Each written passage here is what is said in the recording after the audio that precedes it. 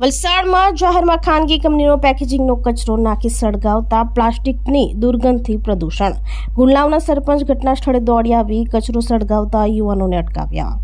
વલસાડ તાલુકામાં જાહેરમાં ખુલ્લા મેદાનમાં ખાનગી કંપની દ્વારા પેકેજિંગનો કચરો નાખી દે સળગાવતા પર્યાવરણને નુકસાન થયું હતું.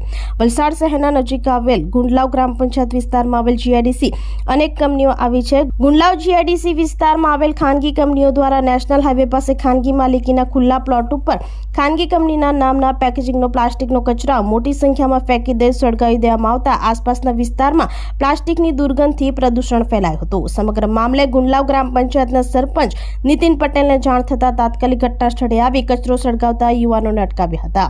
જ્યારે ગ્રામ પંચાયતની જાણ બહાર પ્રદૂષિત પ્લાસ્ટિકનો કચરો સળગાવતા સરપંચે જે તે કંપની વિરુદ્ધ કાયદેસરની કાર્યવાહી કરવા મીડિયા સમક્ષ બાંહેધરી આપી હતી.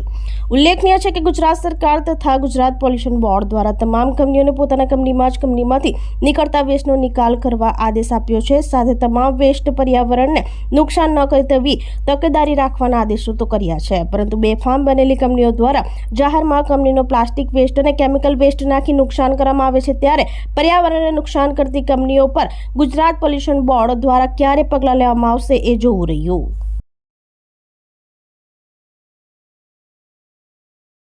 આ બાયોમેટ્રિક જે વેસ્ટ છે એ બાળવામાં આવ્યો એના વિશે મને બિલકુલ જાણ નથી, અને આ તો આજે જ મને જાણ થઈ અને સ્થળ પર માહિતી મળતા જોવા આવતા કેટલાક અતુલ કંપનીનો આ વેસ્ટ છે એવું આ લેબલ જોતાં જાણવા મળ્યું.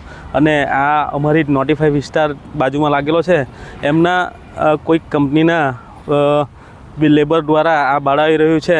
તો અત્યારે હાલમાં કઈ કંપનીએ બાળાવી રહી છે અને કોના ઓર્ડરથી આ બાળી રહ્યું છે એ અમે તપાસ કરીને એના પર યોગ્ય પગલાં લેવાની કાર્યવાહી કરવાના છે.